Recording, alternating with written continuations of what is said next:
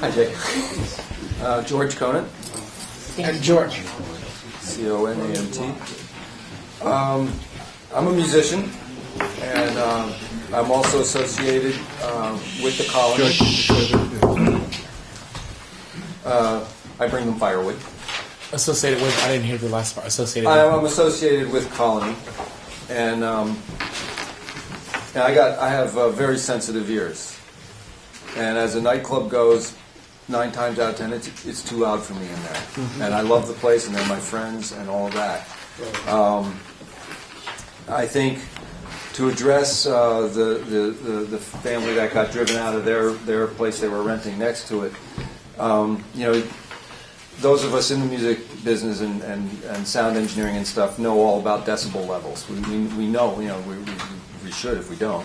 We're not very good at it then. But acoustically treating a building that's going to be designated a nightclub, you're in a commercial zone. A part of me feels sorry, but adjust the board. Yeah, I'm just saying. Adjust the board. This commercial zone is specific to keeping commercial activity out of the hair of the residential zone, and Woodstock even shrunk that zone over the past 20 years. So one solution, or at least a suggestion that might be help, if we're going to have a nightclub that has late hours and is above a certain decibel outside their doors, they have to acoustically treat it.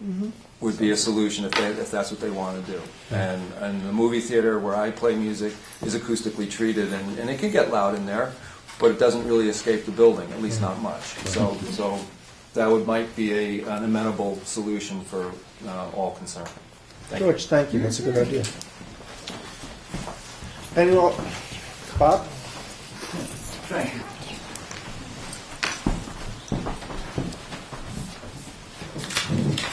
Bob Berman? Actually, I'm going to ask you to come over here so the microphone can catch you. Pick you up, and the people at home can see you. And I'm still Bob Berman. Moved here 46 years ago. And the last speaker was speaking of residential. And I think that's very important because if you're moving into, if you're in a residential neighborhood, we all regard this beautiful area as a sanctuary from the crazy outside world. And our residences here are that. They're beautiful, natural sanctuaries. So I'm just going to address what might happen in a residential zone. There are some people, a lot of people are very reasonable. And if they make noise, it's temporary. They might even tell their neighbors, I'm sorry, I had a bunch of people over last night. Or if you go to their house and say, there's a little loud, they'll say, I'm sorry. A lot of these things are resolvable just person to person. But there are some people who, if you say something, they might say, well, my family owned this whole mountain here before you ever got here 40 years ago, and we can do whatever we want. And in that case, only the law, only the officials, only the police are what we can turn to for a remedy.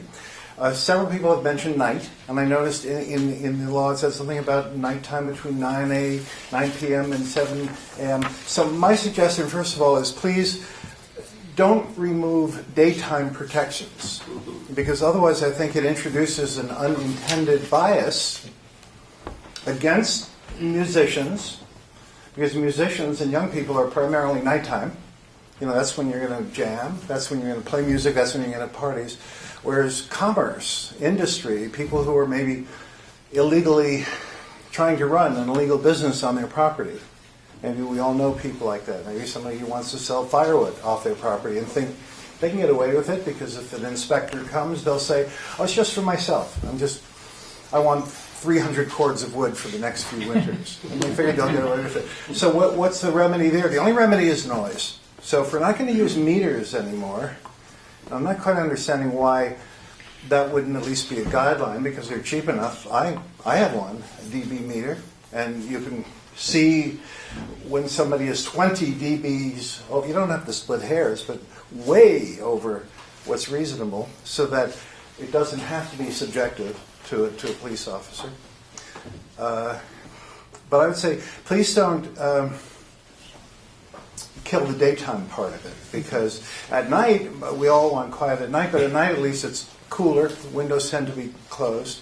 By day, that's when our windows are open, when we have screened-in porches. Maybe we have family coming in from Pennsylvania, and old Aunt Lucy, we're going to have a little 95th birthday party for her. That's when we're outdoors. So somebody who's running chainsaws and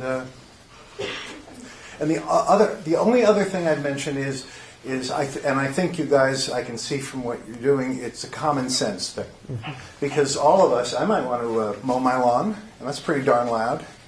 We don't want to have some kind of rule that you can't mow your lawn or run a snowblower or cut firewood. But if it's for 15 minutes, as mowing lawn would be, or half an hour, or an hour, I think all neighbors would say, even if it's loud, it's going to be over. But somebody who's running illegal commerce, it could be hour after hour after hour. No end to it. And so I don't know if you can practically put in a time limit thing. Let's say, for example, any loud daytime noises that are unreasonable after half an hour, or even after 1 hour. And that's what becomes the offense. Because I think all of us can put up with anything for half an hour or an hour, knowing the neighbors, okay, they have to do something. And we understand that. So it's a sanctuary, but it's not a monastery. And I don't think any of us expect, total quiet from everybody, but just reasonableness. And I think that's the way you guys are heading anyway. But so I would just say, amount of time, and please don't let the daytime protections disappear as well. Thank you.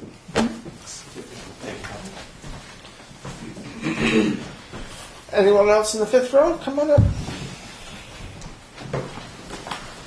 Thank you. Clayton was nice enough to get me the law, but I don't have my glasses. But I actually have a question. I don't understand, and if this isn't the time, why can't you use the decibel meter? I have one at home, which certainly, if you say it's just too costly, it must be different than what I have at home. For a court of law, it Right. needs to be highly sensitive, and it's a little hard to keep calibrated in a police car that might be bouncing around town on back Right, roads I and see. whatnot. We're certainly not written off. I mean, it's a possibility that we could go back to add something about decibel levels in here. That just seems like such a tangible, simple, not the entire solution, but a piece. And the other thing, just an observation, I was for a short time on the Playhouse Board, and the irony was I live on Plockman Lane, not neighbors, on Plockman Lane. Here I was on the board before the Playhouse was closed in. If I was sitting on my back deck You could hear it. or in bed with the windows open, I could hear word for word what was going on the outside band shell. Now, I was on the board. I wasn't going to shut them down, but it was a real issue. So the point being that the sound travels, so to speak, and that becomes, an added complexity. I adore this town. I've been here for 50 years, and I love it, and I love the music and the art and everything else. And I appreciate that this is really complex, and I'm sure you're going to do your very best. Yes. You could continue the thought if you want. I'll shut up. You look like you were. No, we are going to try to do our Okay. best, and The decibel meter is what I'm curious But about. Carol Lee, would a decibel meter changed how you perceive the No, because it was a totally awkward situation. But No, I'm just there- saying it may not have broken a decibel barrier, Right. but it was still there. Absolutely. As I said, this was the only simple, and it may not be simple, tangible. I was going to get a kick space heater put in my house, and I wanted the new one quieter than the old one, and the person installing it insisted it was. I pulled out my decibel meter. It wasn't. It was slightly louder, not much, but I knew it was slightly louder. So there, I got my money back, and that was the end of that. So I was hoping maybe that could be applied, but soundproofing, which I had never thought of, that sounds like a way to go. Because I adore Colony, but I sometimes can't stay inside, and I can hear it outside. But I'm not kneeling Colony. I adore Colony. Anyway. and you know what? This is not about attacking any No, I businesses. understand. It's with everybody working together. Anybody else in the fifth row? Can I just say something? Yes. I know Ellie from the art world in Woodstock. She's been here forever. She's a wonderful person, and I really, this is crazy that she's been suffering so much. What can you do quickly? And to be told that, like, you know, she was wrong to call the police, that we're supposed to get Ellen out there in the middle of the night to give a ticket or something, that's nuts too. It becomes insulting for us as citizens to hear that's the rules. You know, so please do something to help this woman quickly. We're working on it, but it is in the zoning law. It's not for the police to enforce. It's for the building inspector to enforce, and that's the problem. Did they ever tell you that? What? Did they tell you? Well, whatever. we- you know. Thanks, Dean. Okay. Can I just add a 30-second? What prompted me to come in the first place was to support Ellie, whom I've been friends with forever and I adore, and it distresses me greatly that she's suffering. And listen, That's it. it's complaints like this that we're here tonight. Because Ellie and I, we have had several conversations over the last couple of months regarding this. Because of Facebook. Yeah. So, back row? Do I constitute as the fifth row with all due respect? Well- I'm standing. It doesn't, whatever. I mean, right. hello, good evening, everybody. Forgive me, I was a little late, so I'm a little not briefed completely. But I am here to represent all of Woodstock, the artists, music, and people who are having issues. I don't want to start any kind of rift or risks or whatever. But we do have a musical community based on the artists, the Maverick, the Joyous Lake, people that have played music for years and years, which makes this town what it is. I'm almost guilty of getting people to move here because I say how wonderful it is. And I'm the one probably most guilty all summer long playing music loud in town on a Saturday with my voice joyfully wafting through the streets, and I'm so thankful to be able to have that honor to be here.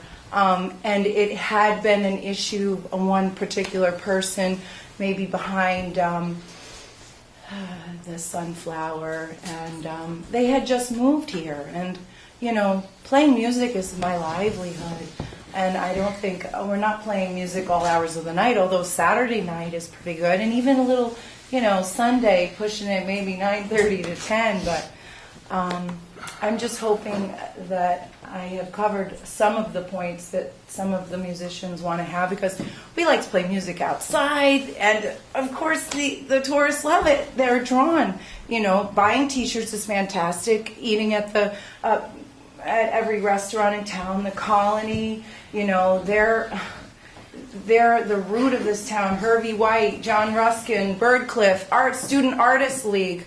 I mean, I can't emphasize that enough to understand the passion of these artists and radio people, and that, you know, we have that right. It is an artistic license, and we don't want to, you know, make people too mad, but you know, if you come into Woodstock, why else are you moving here? You want some peace and quiet, move up to Ohio. I know it's sometimes, you know, a little, I don't mean to be, you know, boo me. Can't make everybody happy. There's always hold something. on, no booing. It's fine. I really don't care. Can you give me your name first? I'm Journey. You did come a little late, so I think you didn't hear me say that the town board is very happy to see the resurgence in music in Woodstock. Good. And this is not an effort to shut it down. It's an effort to find a balance so that the musicians get to play and Ellie gets to sleep at night. Right. It's a balance, and that's what we're striving for. Thank you. And Okay. Thank you, Journey. That's fair enough. you had your hand up I next. get to go. Okay, well, I hope that these musician artists can say something. Hi there. My name is Mitch Van Dusen. I'm a musician. I'm one of many musicians, obviously, in the town.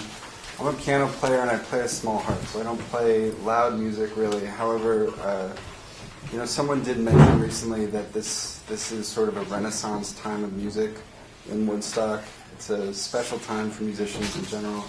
Ellie, I'm really sorry to hear about what you're going through, and I've actually been to the events that you're talking about. And I want to look at it from a different side. First, the language of the bill is a little disturbing to me, because I understand that originally it was for Airbnbers.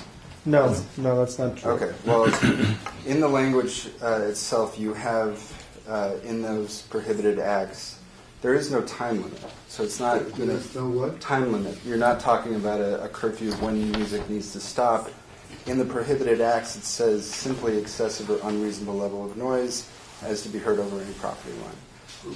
The problem, I think, with that is that excessive and unreasonable are really broad terms and can be applied with anybody who is persuasive enough to mean something that to most people would not be excessive and unreasonable.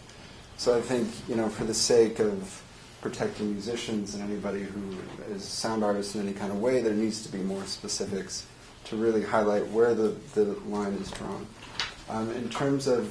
So we are open to suggestions. Well, I think that... And it doesn't have to be tonight. Yeah, I think the most... I was thinking about it and doing my research and looking at other sound ordinances of towns and cities, etc. And the most common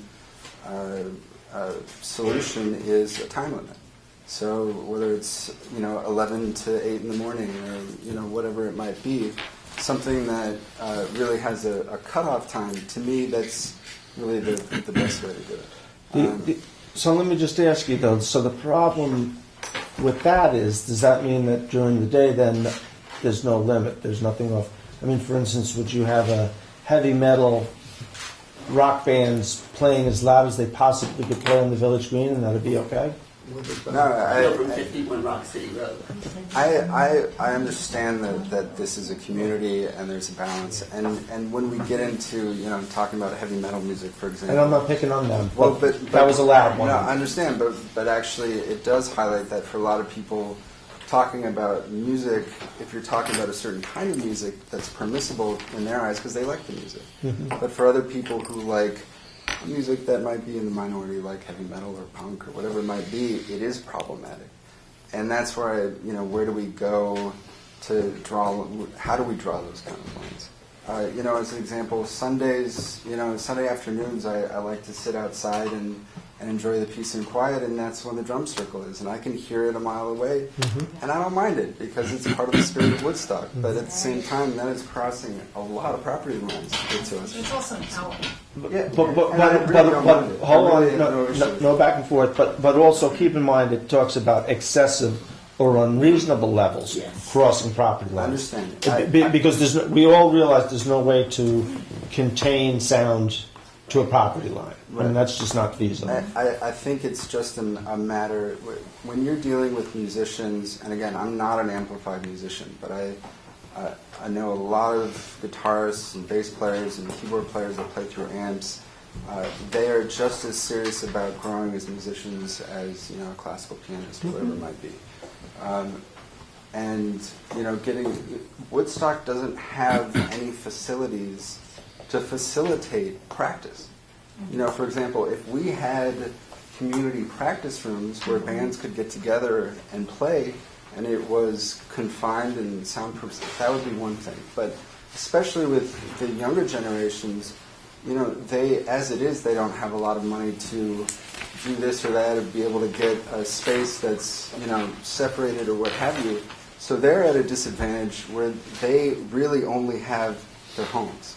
And their homes, some homes have space, some are like Ellie's, right next to each other. And that's an unfortunate situation. But I think the wording of the law, I believe that there needs to be some sort of compromise. I think there needs to be conversation. I don't want it to be a draconian thing where you can only practice from 2 to 4 in the afternoon or what have you. But I think it's just important to state the complexities of it.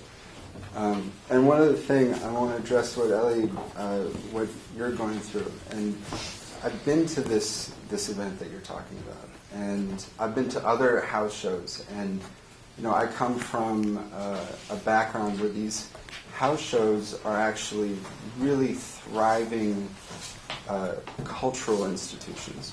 Yet, yes, they're organized by a few people, but they're bringing musicians from, outside of Ulster County, from New York City. They're, bringing kids out, and they're not drinking. They're just there to listen to the music.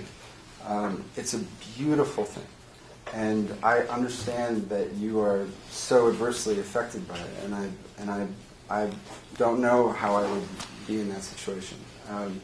When it comes to those kind of events, the practicing is one thing. The house shows, those are, I'm seeing more of those happen, and I'm personally really excited about that, because I think it's a cultural phenomenon that can really bring some great stuff to Woodstock. Those are business ventures that shouldn't be going on in houses. But it's, for example, the venues that Ellie is dealing with, they don't charge money at the door. It's literally just people congregating to listen to music. Mm-hmm. What I would, thinking again about this, what can you do in that situation? Doing my research, I was seeing that there are some towns that have free permits, where if you're going to do a show, you apply to get a permit that says, we're doing this show from this time, this is what it's going to be, and that's it. And, then there's acknowledgement with the community. I think it is important to really make an effort to work with your neighbors. Well, the town does that already. I mean, you can come and put an event on, and Jay, I'll give you the floor in 1 minute, and do that already. And we don't charge for those permits.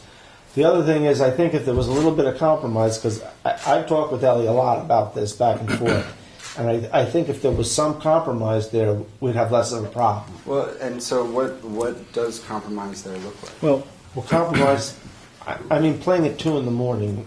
Yeah, no, that's I think the most obvious thing is a cutoff point. Yeah. But even then, that's still, Ellie's going to struggle with that. So whereas... But I doubt if it was permitted that you'd be able to get a permit to do that in that situation. That would be great.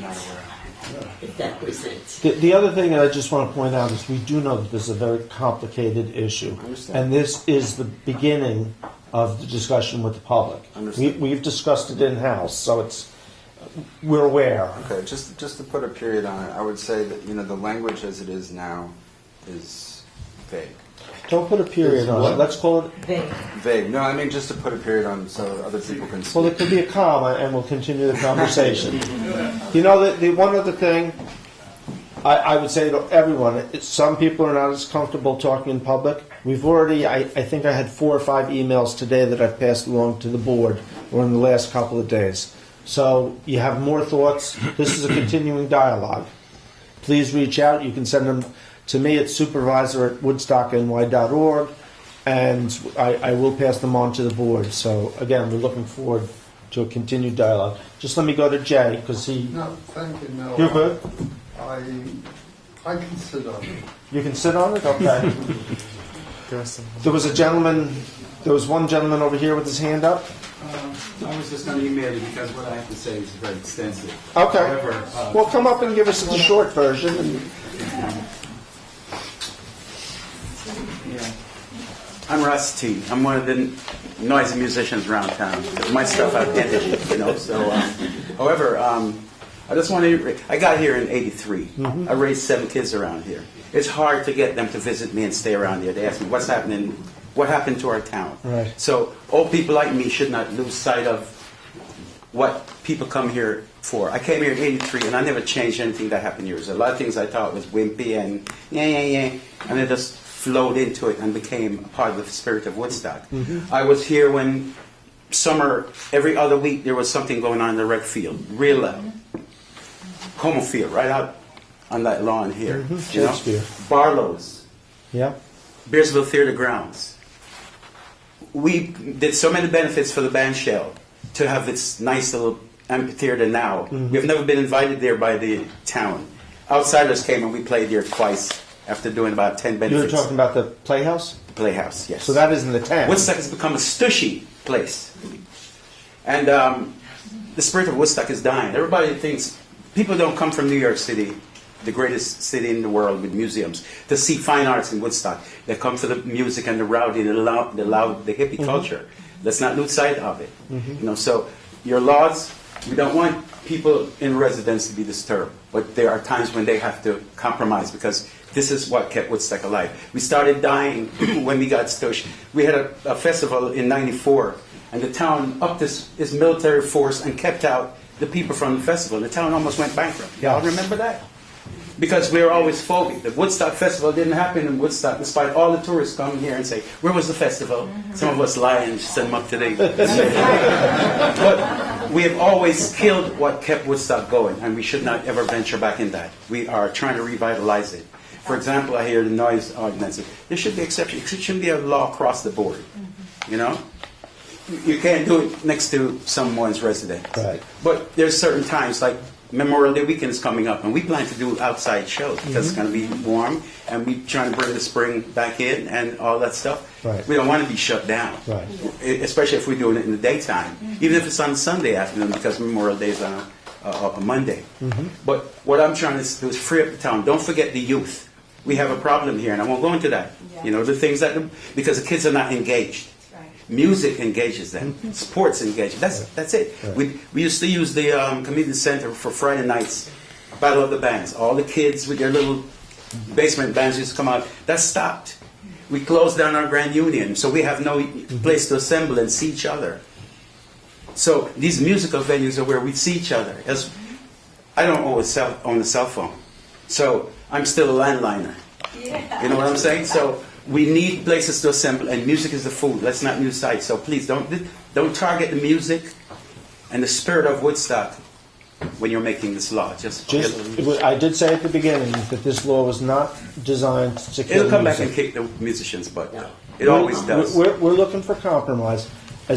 Back to the Battle of the Bands for a minute, though. One of the things when we finished the renovation of the community center, my hope was to see something like that happen on a regular basis. So anybody who wants to take up that mantle, I'd love to see it happen. Okay, thank you. If you want to talk about it, come see me in the office. Could I just say something to Vashti? Were you here? Did you hear me talking? No. Do you know who I am? Yes, I know. Do you know Susan? Yes. Susan. There's compromise for you. And Susie is the bass player. Yes, I know. My daughter, who I said graduated Juilliard and went on double bass, is a Woodstocker. She couldn't come tonight. She lives in Woodstock with her husband, who's a violin maker. They don't have problems. And you live across from the rec field. Remember the big loud concert? There's your picture, Dean. And I have become good friends. Joni, 7 years of them building that house. That's a lot stop. I asked the young man, I said, Joni she's asking for people to come and play there. Don't do it to me. Go 3 doors down to Joni. And I've been taken advantage of terribly. And that's where I'm really. Yes. And I want to know about the new venue. Isn't there a cottage? Are we allowed to do that? To have just... To do what? I mean, everyone wants the art and music. You understand I'm a retired high school art teacher who paints every day and shows. I'm an artist. My children are musicians. You know what, Elliot? I just... That's it. Soccer coach. And the soccer coach. We have other... As long as it's consensual. Starting on my right? Yeah, come on up.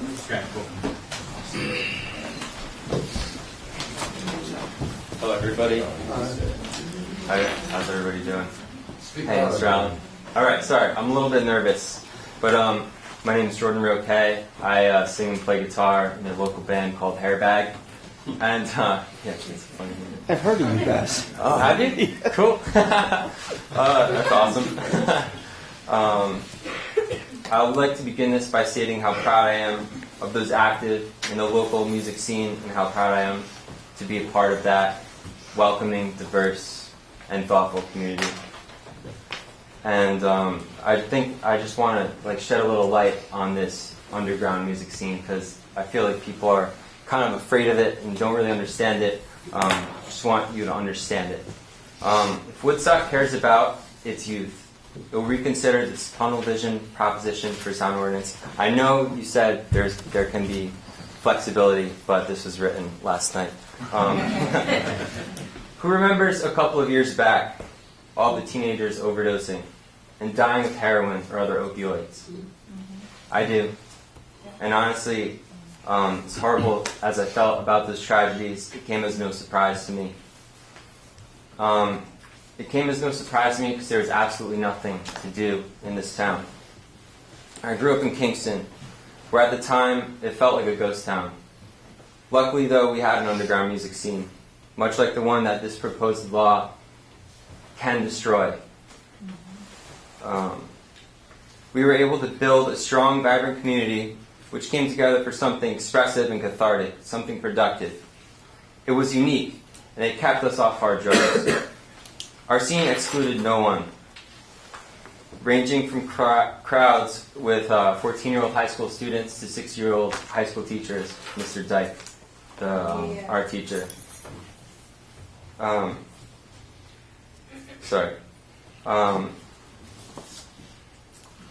Nearly all the venues were houses in the middle of the suburbs, and not once were the police called for us expressing ourselves.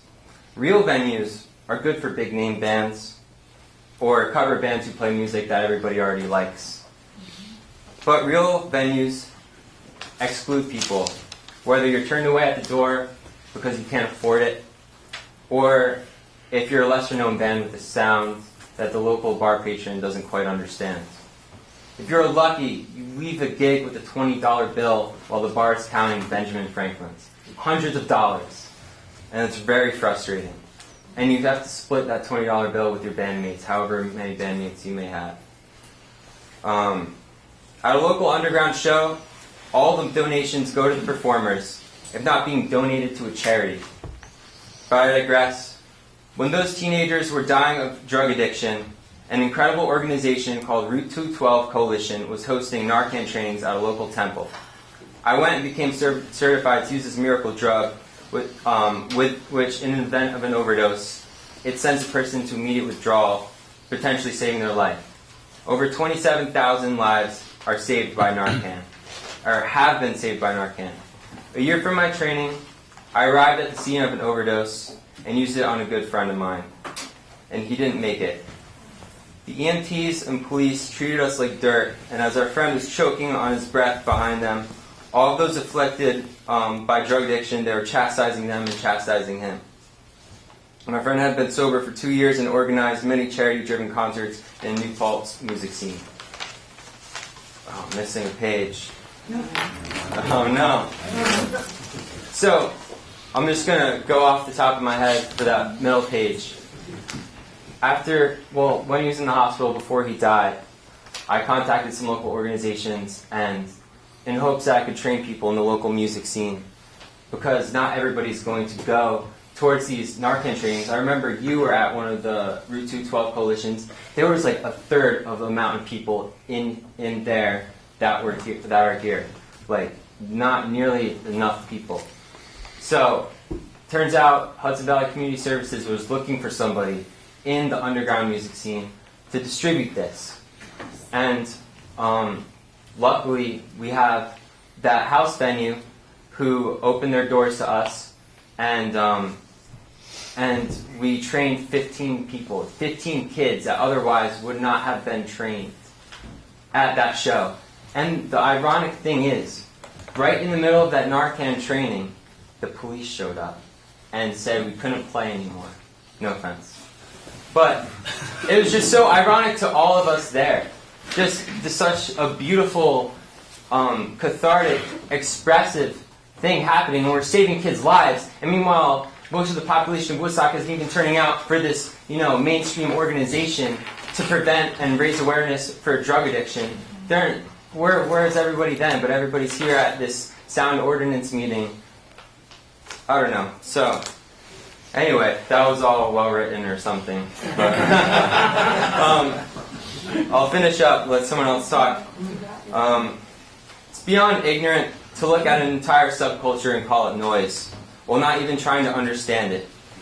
For a town that capitalizes off a music festival that happens 60 miles from here in Bethel, it's even more bold and asinine to pass a law in Woodstock which makes it illegal to, quote, make excessive and unreasonable noise from live music or a sound reproduction system that amplifies sound in a manner that can be heard over any property line. Selling tie-dye t-shirts and crystals to seasonal tourists isn't real culture. We are the culture that capitalism pretends to be. We are not just a bunch of noise-making delinquents. We are making music and art with purpose. We are writers, thinkers, filmmakers, we are dancers, drag queens, fans, and musicians. We are not on our phones. We are doing something revolutionary, and you are trying to shut that down. If you pass a sound ordinance law, as it is, you are taking a vital organ out of what makes Woodstock beautiful to so many people. I ask you to question yourselves, what is the real spirit of Woodstock? And don't let this place fall back into being a ghost town for its youth. Thank you. Thank you.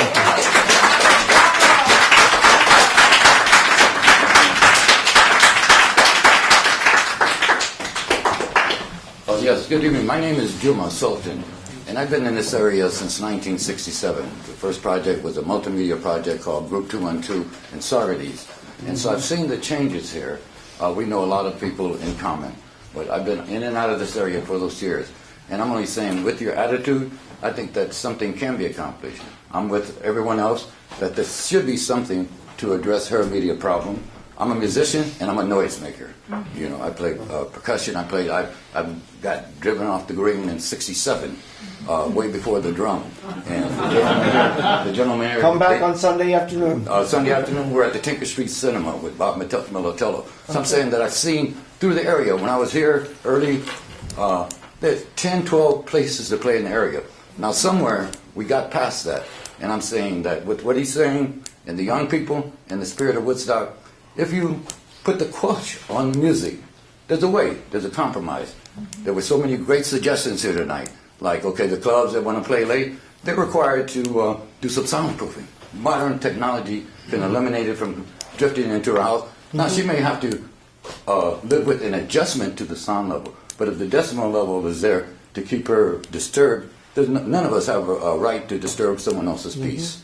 And so with her being a homeowner and being here as long as that place was empty and thus forth, she didn't anticipate that. But there should be a way to accommodate everyone. So I'm saying that I haven't even read the law, but Jordan told me that you were getting ready to shut the music down. So you might have to shut it down. Not true. Okay. If it passes as is, that's what happens.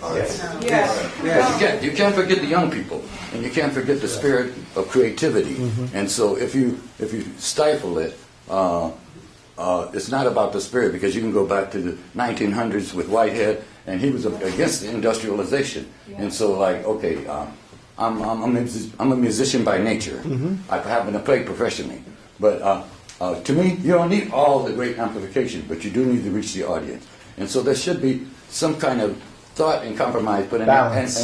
And we can learn through the history, because I've been here, and I've seen places come and go to all the various projects. I mean, and addressing the youth, the board here in 1992, there was someone, as soon as the property was exchanged here with the Como property, wanted to put something here for the youth called Off the Green.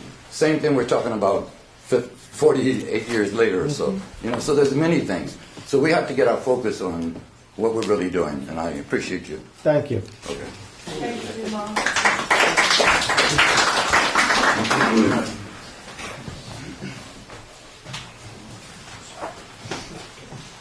Good evening. My name is Wayne Grassfield. I'm a former resident of Woodstock. I'm also a sound engineer and musician. I think that it's very important that there is some form of compromise. However, I do not believe that a decibel meter is of very much use. If you were to have a decibel meter while a band is performing and someone rode by on a motorcycle, or someone was cutting logs with a chainsaw, or someone was operating a jackhammer, there would be very little difference between what the decibel meter would read. And I think if you look at some of the other communities that have similar problems, a very good compromise would be a limit as to when performances can go. And usually that, in my experience, and someone who's lived in a few different states and played and done a lot of sound events, generally 10 o'clock seems to be the norm. Of course, you know, there is some flexibility, whether it's earlier or later, and that can be, as long as there's reasonable approach to compromise, I think that that's a good solution rather than the decibel meter. When I do a lot of professional jobs, whether it be a wedding in the city or a country wedding on a big tract of land in Vermont, generally it's always written into the contract that I signed that all musical performances have to stop at 10. That means no PA system, no microphone, no DJ music, no live band, none of that. Usually, if that's adhered to, there's hardly ever any reason why the local police would feel that they need to enforce anything. I also may remind people that as a musician, I'm very excited for 2019 because that's the 50th anniversary of the Woodstock Festival, and as a musician I would like to see this town flourish because, like I said, I'm a former resident. When I lived here in 2005, 2006, I simply left because there were no places to play. It was hard for me to get on. I moved out of the state, but now I'm back, and I'd like to see this great Woodstock should flourish. We shouldn't forget. Music is very important. Also, another alarming thing is the gentleman before me had spoken about heroin epidemic. I've lost a niece and a nephew 18 months apart in different states, and it is an epidemic. And I think a lot of it has to do with the kids don't have a lot to do around here. We've got a lot of communal property. A band shell or a bandstand would be very inexpensive to build, and maybe a community concert series that's run by someone that actually has some know-how and could adhere to some sound limitations as far as not being too loud. Might be something beneficial. The children could participate. There's been a lot of good things with the Paul Green Rock School. There's other rock schools. The children who take piano lessons and play guitars usually get on the straight and narrow after a while, and there's a lot of opportunity there. Have you been over to the new community center? I have, actually. Yes, I see a lot of promise there. I would love to see something like what you were talking about, or somebody else mentioned Battle of the Bands. That's there. We've talked about that for ages. Great. And we can't force it. It's for the musicians to pick up, organize. And it could be a town-sponsored event, so It doesn't have to cost a lot of money to put on. It's there. It's available. Absolutely. The Woodstock Drum Circle is one of the features that brought me here in the late 80s when I heard about it, and it's an ongoing thing. Mm-hmm. And sure, it gets loud, but it's Sunday. Most people expect it. Keep in mind, the way we view this law too is that's a common occurrence. It's been going on for. When was the agreement? It goes back almost 18 years, 17 years, almost 20, to almost 20 years. So that's a common occurrence every Sunday. We expect that is going to happen. And the way we view it, you guys may see it differently, but from our perspective, that's a common event. That's not unreasonable, excessive, or anything else. We know it's going to happen, and it's fine. Sure. Just like town sponsored, the town sponsors the concerts on the Village Green. They're all town sponsored. Right. We expect that on the Saturday afternoon it's a reasonable there's going to be time. music. It doesn't drag on till late hours. The same with the library fair. They pull out a flatbed truck. My dad played there last year. We had a great time. Right. As a sound engineer, there was a fine line between very loud and tolerable. And of course, maybe I'm old. I'm 51. But if you're playing music past 10, 11 o'clock at night outside, that's not really. I don't think that. Right. If you have a business license and you're a restaurant, you maybe need to invest in some soundproofing so that it doesn't intrude on your neighbors. Right. And but I think compromise should be spoken about, and I just don't feel that a decibel meter will do anything but make it unfair and sway the advantage, away from the musicians. Tell me your name again. My name is Wayne Grassfield, GRASS,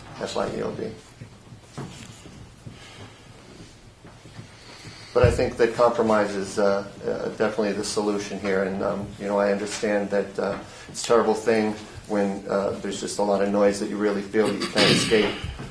But Woodstock is a music and arts colony, and I hate to see the musicians be punished. And that is, I said it at the beginning. That's and not unfortunately, the intention. my take and what I've read in some of the local press, it seems like doomsday, and we better get out here and represent. And maybe that's not true, but a lot of us are here, I think, to prevent that from happening. Well, anytime the town board does anything, it's doomsday. But that's all for 30 years. So Hello, Hey, Reggie. Wayne. How are you? Good. How are you? Good to see you. And I just want to say hello to Reginald Earls because I've done sound for many of his projects. Reggie's a great singer. We've worked together in the past. He does a lot of great things for music, and I'm glad to see you on the board. I think it's definitely a fantastic thing. Thank you. And that's all I have to say. Thank you very much. Well, can I just say, actually, just really quick, and I don't want to, somebody else might want to, I'll be brief. You don't have to be brief. But I'll talk for 20 minutes. But come on, Mike. No. So I just wanted to say, Wayne, thank you. But, I didn't write this law. It's good to have this public hearing. But certainly, like, my friends are here that are musicians. I certainly wouldn't, journey. I love you being on the green in front of Shindig on Saturday. You do harmony. I don't think the spirit or anyone here is going after that or Juma or that's not what it's about. And I've sung on the green too. I just want to interrupt you for 1 second. I just wanted to bring to people's attention that I've been playing at Shawwoos for 3 years, and I open that place up for any young kid who plays guitar. No, but the point is, every weekend last summer, Saturdays, Sundays, I would get complaints. We were having a great time. It shuts Complaints me down, from who? shuts me down, shuts me Complaints down. from whom? Some random place. And would the police show up or every weekend? I get it, and it's during the day in the summer. So if we have something like doing, that's fine. Okay. And I So think that maybe makes- what Mitch was saying earlier about some time limits, like okay, because that is fair, and I feel like I'll be at the colony at late, whatever, late, but I'm having a good time, and nobody we love the colony. Most of us have been and said I'm going to keep going, but it is reasonable to think of neighbors and say look, we can keep going after 2. But there is some kind of compromise. So, because I would feel terrible if I was Ellie, and I just want, and no matter any age, and it's not a thing about being old or being older, not younger. What's your? But whatever your age is, I live in Shady, and I love living in Shady because I don't have neighbors really. My neighbor is Sasha, and she's asleep, and there's her hearing aids out, and and fine, and so I could have, but so there is some compromise, but no one is. I certainly wouldn't be sitting here as a musician who's played on the green, who comes to those venues. I wouldn't do that. And so I know people got scared and and freaked out about it, but it would be really stupid of the town to try to shut down the Village Green or even with the Harmony to have some limitations around it. But I do hear what someone else said about, well, maybe it won't always be this board. We want to always have this chief. So to put some things in the ordinance so it protects against that. So, but also it's like, look, if somebody wants to, you should have the right to be in your house and to have some time. And even if it's during the daytime, I think what the gentleman said, Bob, I can't think of his last name, but something about the daytime because that is fair, whether you're playing a classical tuba solo or whether you're a rock band. I don't think anyone is talking about anything about attacking any sort of music, and that I haven't heard that at all while this was going on from anyone, from Bill or from anyone on the board. So it's not about attacking that, but it is reasonable to say, hey, if I want to sit on my back porch, maybe I have to deal with the music for 3 hours in the afternoon, but I don't have to hear it all day. That's fair. And I think anyone, whether you rent, whether you own, you just have to be mindful of other people. And so, for example, not to put you in it, Ellie, but to say, okay, well, maybe Monday Saturday afternoon, my neighbor's going to have a party, and from 1 until 4 during the day. I know that's happening, but at 3 a.m., she can go to sleep and not have to feel bad about it or not, that's not finished. Doesn't matter what her age is, and whether I'm there in 30s, early 30s, whatever, then it doesn't matter because I would be annoyed. Again, I love living in Shady. I don't want to live right in the Village. I love it, but I like quiet. So anyway, so I just think there's a balance, and just know that, again, as a musician and someone who's played on the green and who's played at some of these venues, it just would not make any sense. That's not what the point of this is. But I do understand the point that maybe we need to be clearer and have some time limits. And I just think people, I'm glad people came to speak about it. But just know that it doesn't have to be like they're against the young people, because that's not true. I don't really believe that. Again, that wouldn't be wise of the town either. So. Anyway, okay. They're against the old. You know, Jerry, I love people all ages. I'll just, this law will protect you as much as it may harm you, because in that instance where you're getting a call 2 or 3 times a day, the other side of it, there's a great frustration because right now we have a law that can only really be enforced by the building inspector, who doesn't work weekends, who doesn't work evenings. And so the poor police get the call, they go out, they say, Journey. Again, right. All right, and an hour So later you they're know back. what you've got. Now, with this law, they pull up, they listen, they said, okay, Journey's not playing too loud, this is all okay. Now dispatch can call, or when that gentleman calls back, or a person calls back and says it's still loud. The officers went out and they found it to be reasonable and customary, it's not an issue. So now at least, whether he's happy or not, the issue is put to bed for that day. That's not to say, I mean, people can call and complain the next day and whatnot, but it will offer you some protections as Right. well. Well, thank you for pointing that And out. Harmony, I mean, is a music venue, and especially during the summer, people love being Right. out there having a good time. I drive by, beat, Right, wave, they sing also along, pay. and so Also right, pay and so I gas think cap as that's well. totally fair. I mean, you know, And that again remember, as those a businesses pay Mhm. licensing companies to have music. Yeah. Just let me see if there's anybody else who's anybody else. Mike wanted to do it. We'll get back to your name. How are you? It's the law is as good as the So I mean, a lot of what you just said sort of alleviated any sort of point I was about to make. But I'm Mike. I'm the venue manager and booker at the Colony, and it was really cool to hear all these stories of people that have put so much time in living in the area. I'm pretty new to the area. I moved up here 4 years ago from the city where I was for about a decade. And my wife and I putting down roots. We just bought a house 10 miles down the road, 212. So yeah, I mean, it's a great area to be. I'm obviously familiar with the history just from being a person that exists. I know the history of Woodstock. And also as a lifelong musician and music fan. Neil and Lex hired me as their venue manager in about May of 2017, and probably around the time you guys were having problems, that was when we were sort of finding our footing, I guess, as a music venue. It hadn't been a properly sound-treated music venue in a long time previously to us opening up. Since summer, I think a lot of improvements have been done as far as our sound people have learned to sort of work the room and know how to make it sound better. The lovers sitting behind you come almost every night. They seem to have fun. But so, I mean, I think the main point of the whole conversation is compromise that sort of comes up a lot. And I think it's very important that people, I mean, I like music, I like watching music, I like playing music, I also like sleeping a lot. I really do like getting 8 hours of sleep. So that's really important.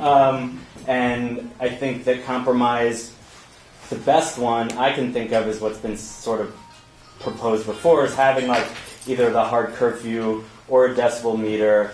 I think it's really important that, I mean, I moved up to the area to get away from the city, the pace of it, the noise of it, the general anxiety that comes from living there. And this area is sort of that nice happy medium between, you have culture, amazing culture, you know, that's sort of in a pretty important time now transitioning, I think, the culture of Woodstock. You know, I think that there's a lot of youthful ambition and art creation that's happening that hasn't seemed to, from what everyone who's lived here forever has been saying, hasn't happened in a while. That enthusiasm is important moving on. The next generation of Woodstock, you know. But also, everyone has the right to be content and relaxed and enjoy quiet, peace and quiet. So really, compromise, I think, is the name of the game. I think I love working at Colony. I have been lucky enough to be successful in bringing acts from all over the country, all over the world, as well as facilitating the artists that live down the block from Colony. And I think that is an important thing to have in Woodstock, in, mind you, the commercial area of Woodstock, moving forward. Can I ask you a question? You mentioned hard curfew. At the Colony, what would be fair? If I said hard curfew to you, what would you come back with? Well, I would think for live music, 11 o'clock, for amplified, amplified music, 11 o'clock on weekend nights.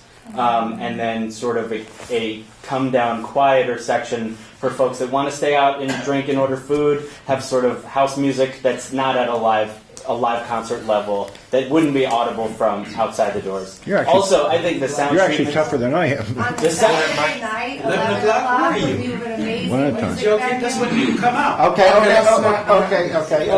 Attack it. well, Mike, but go ahead. What were you going to say? man, I thought I had the room.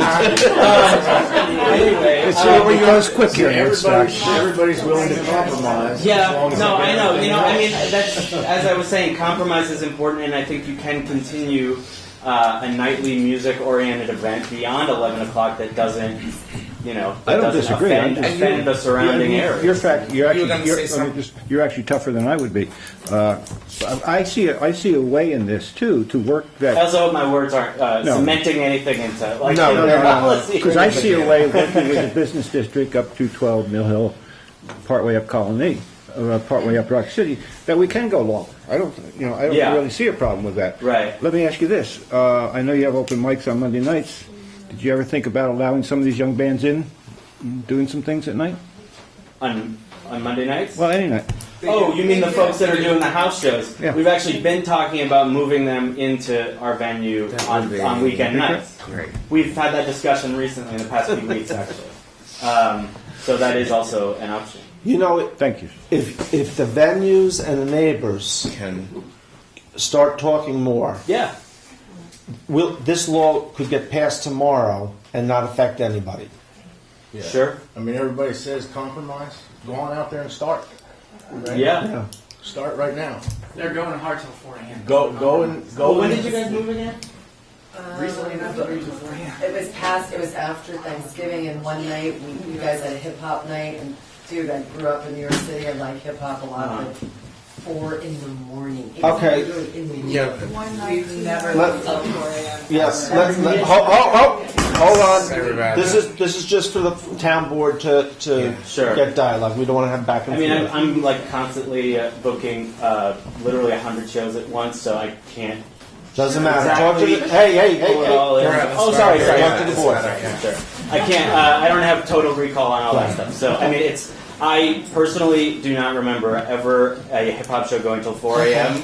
But I mean, it's possible that house music was louder at for some folks' taste than And others. keep in mind, we're not necessarily worried about Listen to everybody else's perspective. I think this is pretty rude, honestly. But I mean, as I said, I think compromise is the name of the game. I think it's important for people to communicate more, especially now in this age where people don't communicate at all. They stay in their homes and look at the internet and don't communicate. Can I ask Mike a quick question? Yeah, sure. Mike, you said something. I think you were going to say, and then you got interrupted. But something about the sound being different now, or that it's like you guys have done something recently. Well, I think that the sound folks are more in control of the reins, basically. Because I'll say I was surprised to hear. I mean, I haven't been there. I was surprised because I walked up to the Colony late at night when there's some live music, and when the doors are closed, it's not like I would walk over right across the street and walk over, and it's not like I can't hear it until I get inside, and so that may be curtains on every window. Yeah, also the sound dampening curtains on all the glass, which glass doesn't really protect much sound. Right. But we have added those sound dampening curtains. So I was just surprised that, because I really just recently, again, I don't live there, so maybe, but I just, I feel like it's been a month or two ago. Those curtains were installed. So yeah, I feel like when I walk up, I'm not hearing the music. Yeah, because I would definitely make other. What I'm saying is, What are we doing? Okay. Anyway, so I mean, yes. So to answer your question, we have made. Okay.